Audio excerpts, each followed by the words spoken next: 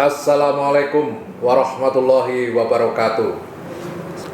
Kawan-kawan, sobat Omah Mikir yang luar biasa, jumpa lagi dengan saya Juli Jati Prambuti dalam dialog tentang kebudayaan, kemasyarakatan, seni, dan pendidikan.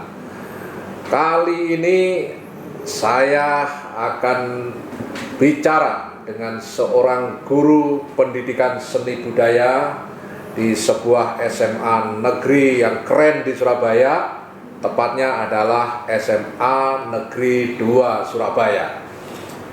Dan guru satu ini bernama Mas Condro Wiratmoko. Apa kabar? Wah, baik Pak Juli, terima kasih. Guru muda, energik, yang baru lulus Magister Pendidikan Seni Budaya dari Universitas Negeri Surabaya, dan sekarang dia sedang mengabdikan diri sebagai guru pendidikan seni budaya di SMA Negeri 2 Surabaya. Nah kawan-kawan, pada kesempatan ini saya ingin berdialog dengan dia, utamanya bagaimana seorang guru era sekarang ketika seorang guru menghadapi siswa-siswanya dalam konteks generasi milenial.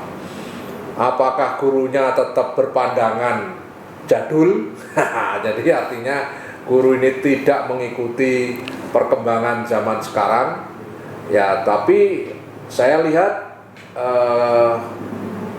Condrowir ini sebagai seorang guru sangat kreatif, dan nanti kita dengarkan pengalaman-pengalamannya bagaimana menginovasi pembelajarannya di dalam pendidikan seni budaya di SMA Negeri 2 Surabaya. Dan inovasinya itu terbukti menjadikan para siswanya itu juga ikut berkreasi, kreatif, memanfaatkan media-media sosial, dan juga menggunakan cara-cara pembelajaran dengan memanfaatkan aplikasi-aplikasi di dalam dunia media baru, dan itu sangat ditekankan oleh seorang guru seni budaya, dalam hal ini adalah Saudara Condro Wiratmoko. Nah, saya akan memulai satu pertanyaan begini. Jadi Anda kan sekarang guru di mana murid Anda itu adalah para siswa yang notabene literasi medianya itu cukup tinggi. Artinya betul, setiap murid selalu memiliki kebiasaan, kelanyahan bermain media, ya kan?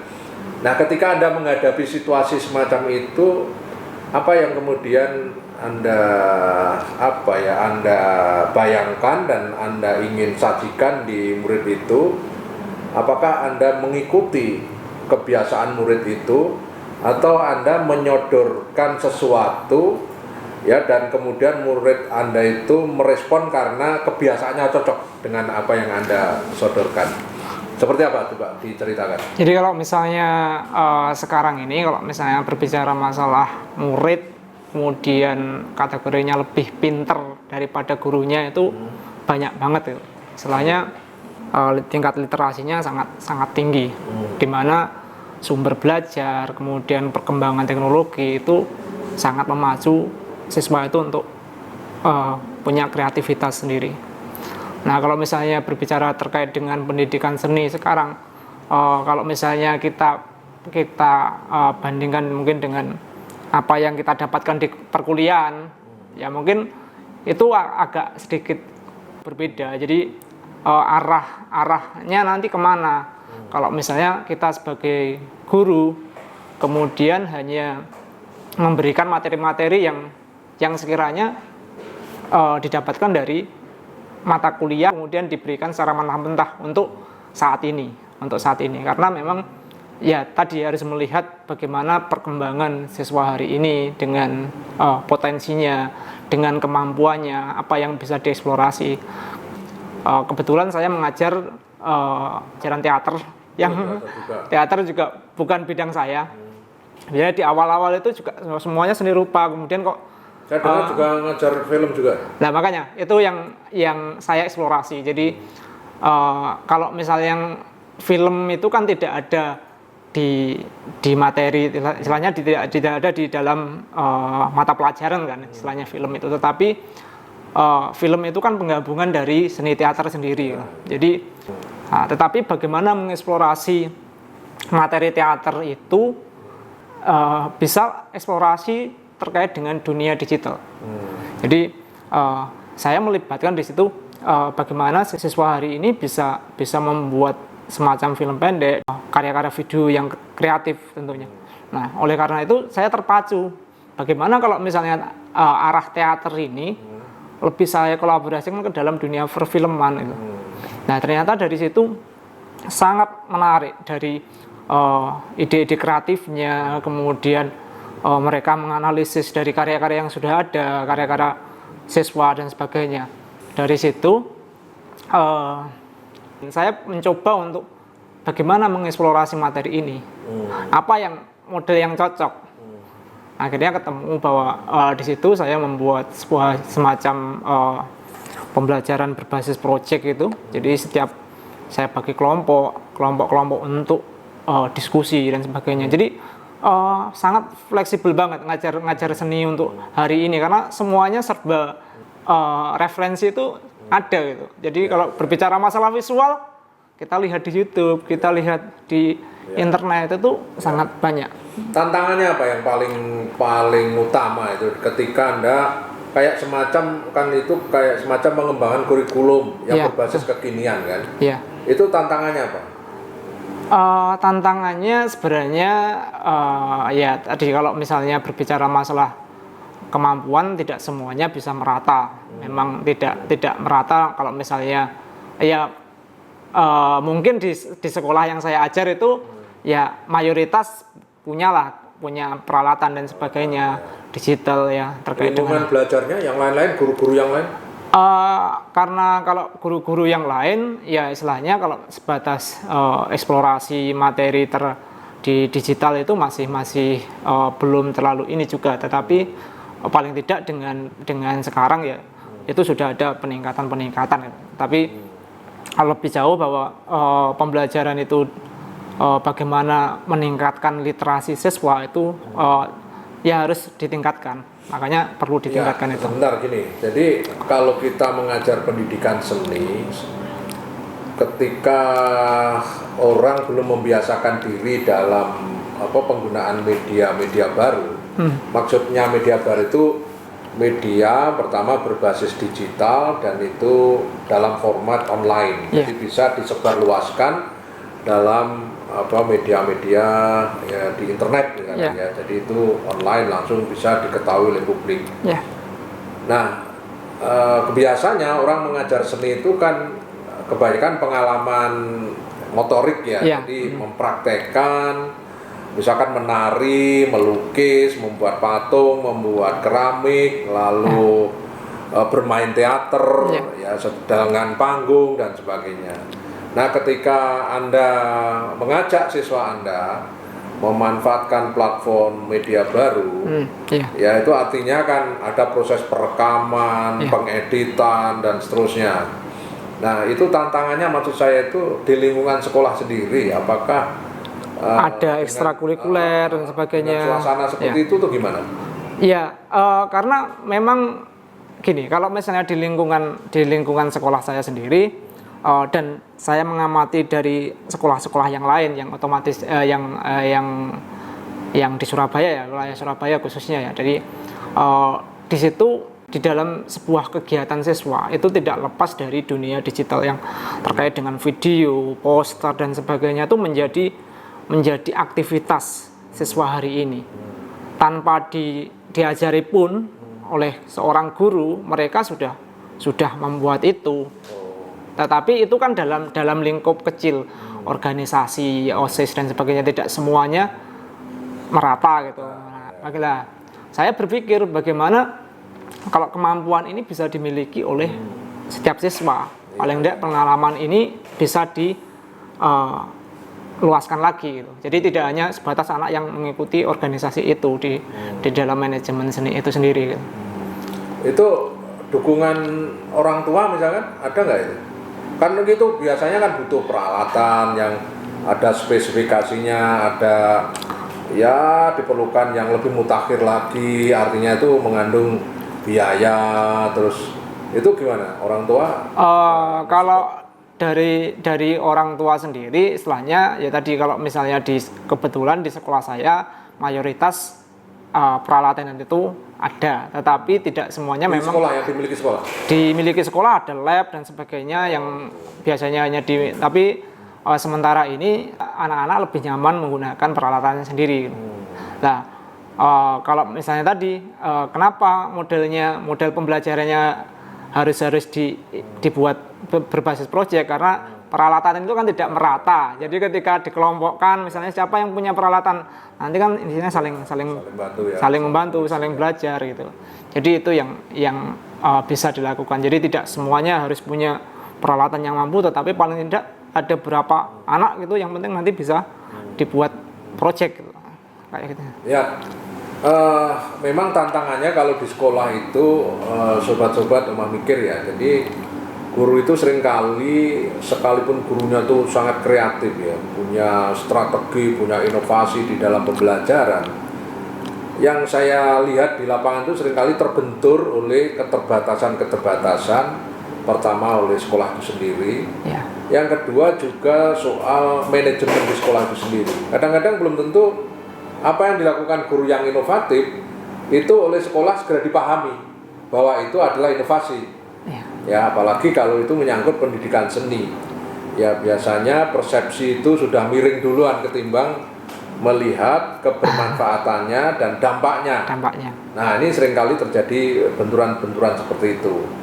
Nah, apakah di SMA 2 ada semacam itu? Ada gap itu ya antara persepsi guru dengan siswa, terus Anda sendiri ada lingkungan di sekolah. Ada gap enggak? Alhamdulillah sementara ini tidak ada gap ya. Oke, jadi saya ingin menggalinya begini. Tapi sebelum lebih jauh sahabat-sahabat, mungkin teman-teman ada yang bertanya, kok Anda dulu pengen jadi guru itu memang sejak dulu pengen jadi guru? Atau memang kecelakaan aja jadi guru gitu. Ya. Sebenarnya backgroundnya dulu. Kalau dulu memang saya kebetulan dari SMK dan jurusan Kriya Kayu. Di mana itu? Di SMK 1 Pacitan. Pacitan ya. Kemudian saya kuliah di UNESA di Seni Rupa. Pendidikan seni rupa. Kemudian saya mengawali ngajar itu mulai dari TK. itu pernah ngajar di TK? Pernah ngajar, ekstrakurikuler itu ngajar, dan itu dari situ mulai berpikir bahwa apa ya yang bisa diajarkan di TK itu. Berarti saya harus membuat materi-materi baru. Saya harus mengeksplorasi materi dan sebagainya di TK itu. Jadi mulai dari situ mengembangkan.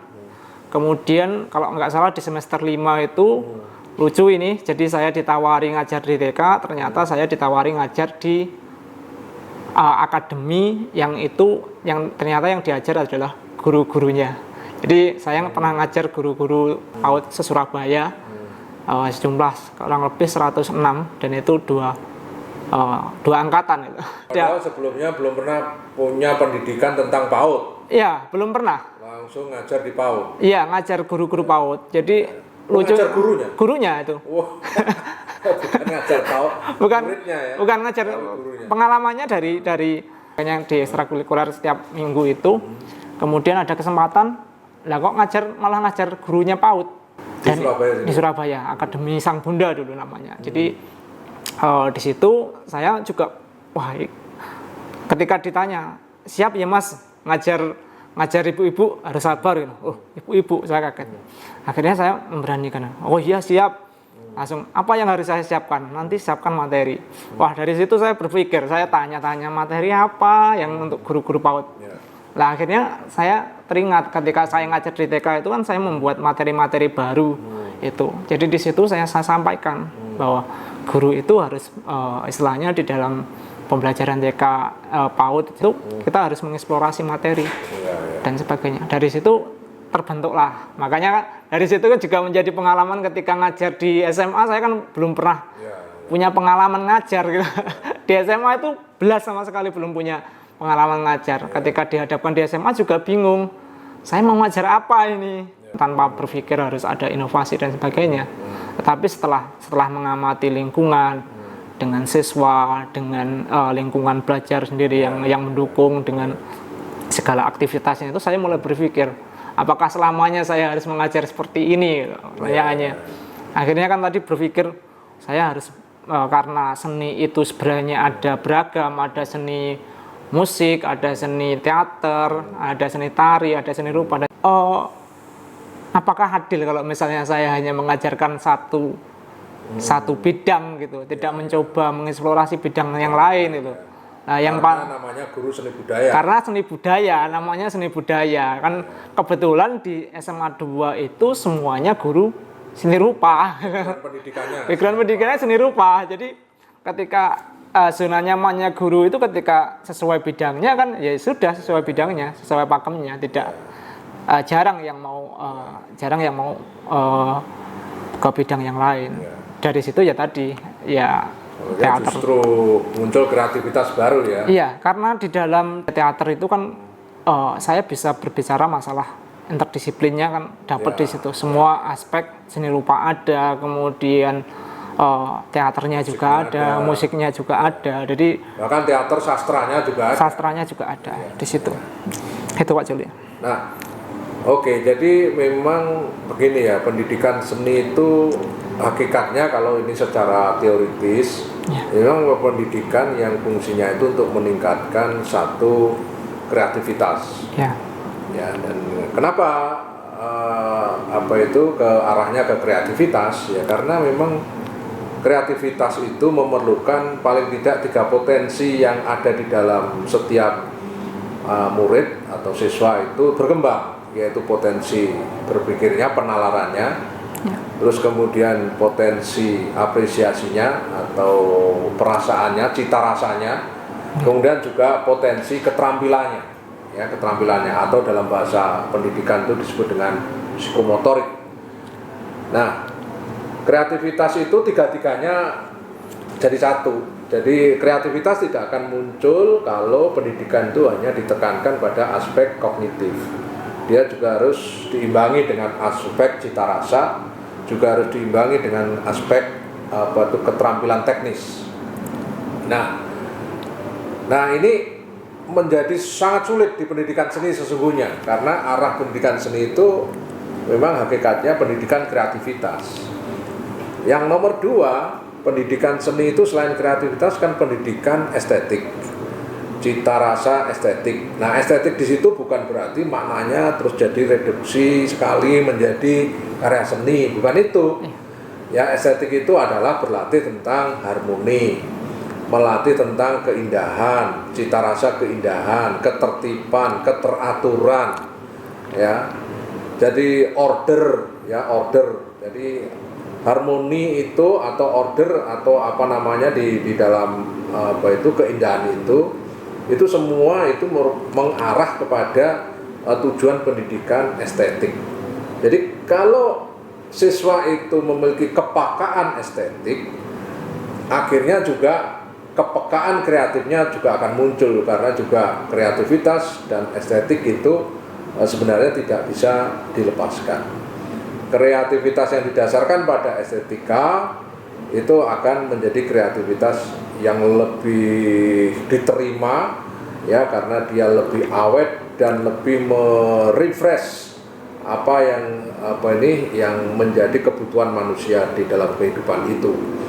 Terus yang ketiga, pendidikan seni itu Pak Dondro itu adalah pendidikan proses pembudayaan. Jadi pendidikan itu kalau masuk ke pendidikan seni, Anda sendiri tahu karena Anda sudah lulusan magister pendidikan seni budaya, bahwa pendidikan seni itu memang arahnya itu kan pada bagaimana murid itu bukan sekadar belajar tahu, tetapi belajar bagaimana dan juga belajar mengapa. Nah, tetapi rata-rata di luar pendidikan seni kebanyakan terjebak kepada pendidikan tahu, ya, pada know, ya, jadi hanya mengetahui, ya, bukan bagaimana dia membuat itu, bagaimana dia mengkreasi itu, ya, juga mempertanyakan mengapa hal itu terjadi, ya, dan seterusnya. Nah, inilah yang sebenarnya di dalam pendidikan seni itu pertanyaan-pertanyaan mendasar itu ditekankan.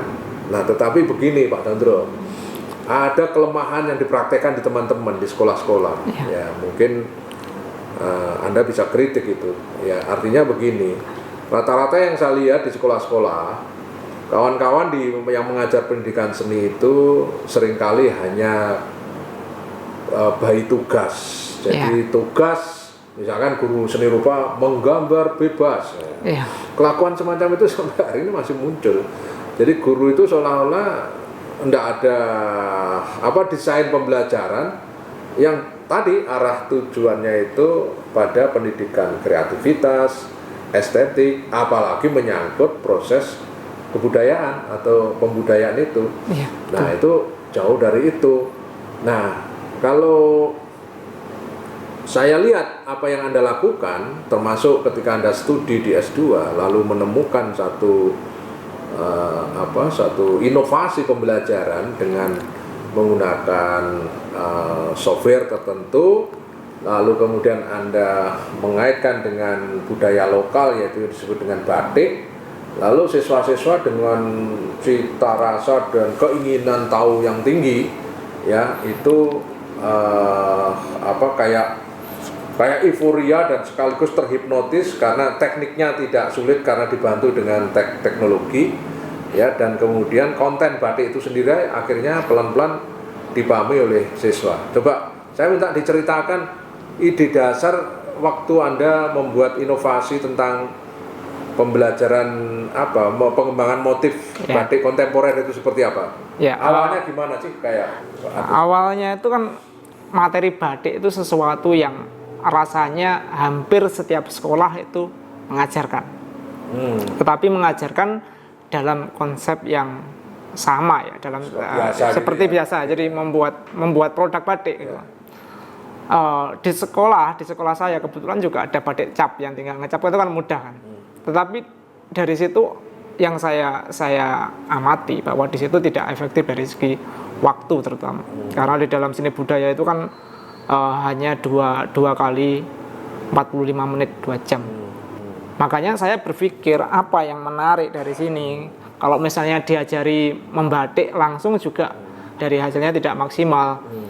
Intinya kan dari tadi Anda berpikir bagaimana memunculkan satu metode, satu cara agar belajar batik itu menyenangkan dan murid-murid bisa terlibat secara aktif dengan cara yang ingin Anda buat itu, ya. Tetapi jangan dilanjutkan ceritanya, kita minum kopi dulu, ya kan? Setelah minum kita lanjutkan cerita Anda itu biar kita menjadi fresh.